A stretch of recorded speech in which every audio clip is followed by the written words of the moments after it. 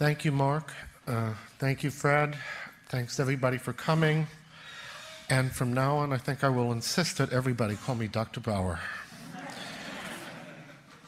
I'm about to tell you pretty much what Mark just told you, only at much greater length.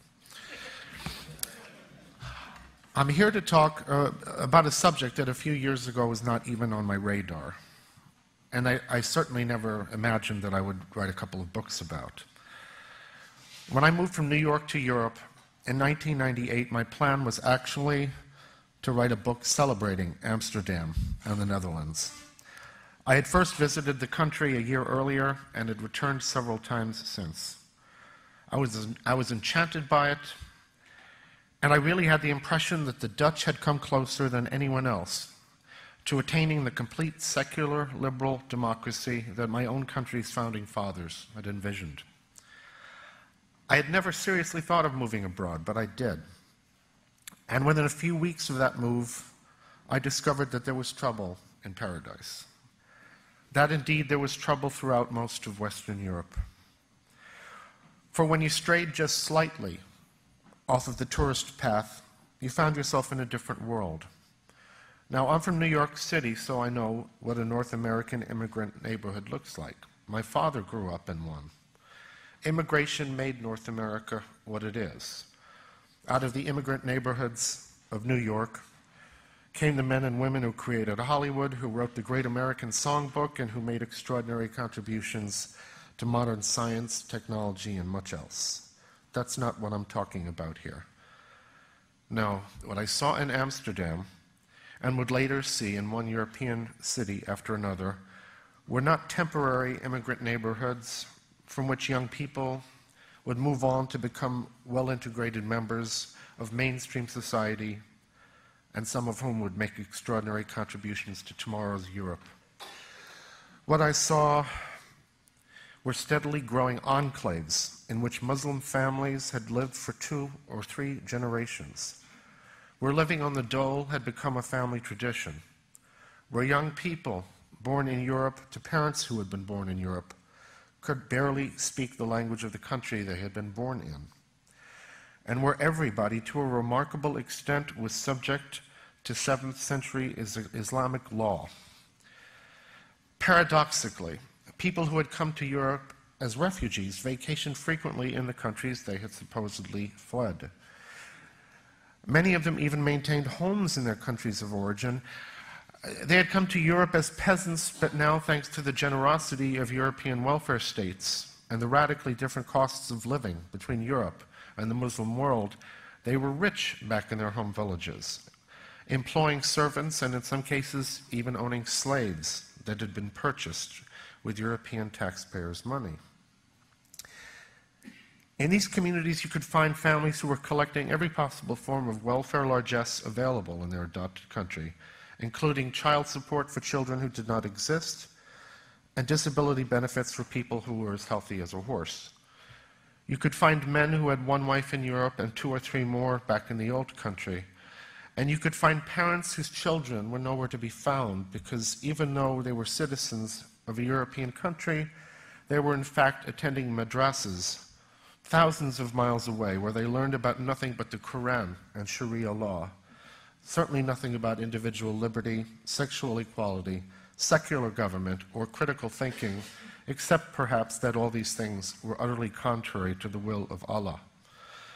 And you could find girls barely into their teens who had been married back in the old country to an illiterate first cousin of theirs who, under family reunification laws, had been able to move to Europe and would eventually secure that most precious of possessions, a Western passport.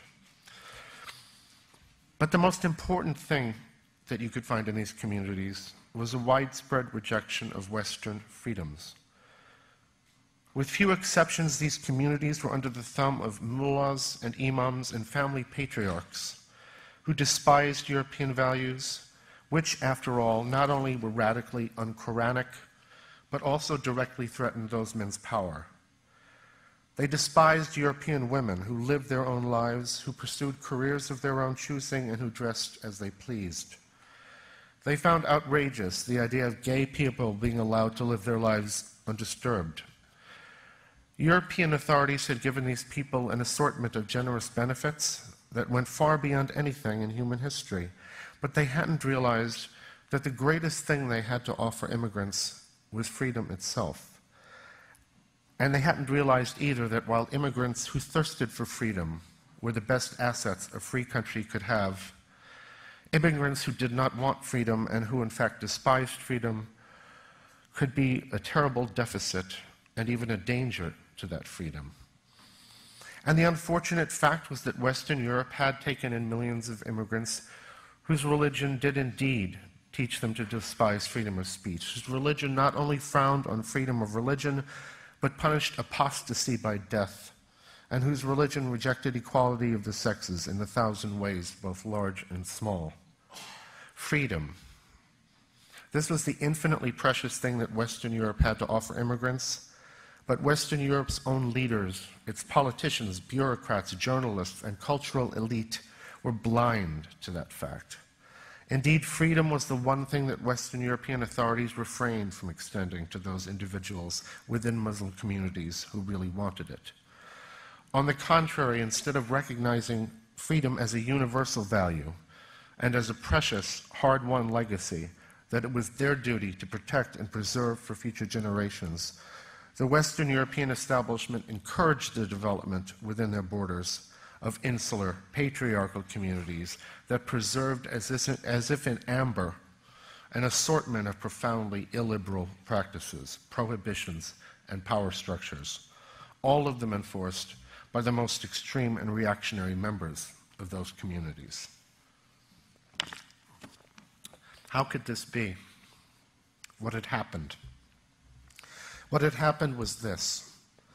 Islam, a comprehensive, all-encompassing ideology which insists on its own supremacy and which impresses upon its adherents their obligation to perform acts of jihad whereby the faith may be spread to every corner of the world, Islam had met that distinctly Western phenomenon known as multiculturalism, which, rather than seeking to spread the values of the Enlightenment to everyone, encourages its adherents to respect any non-Western culture, no matter how unfree, how undemocratic, and how unenlightened.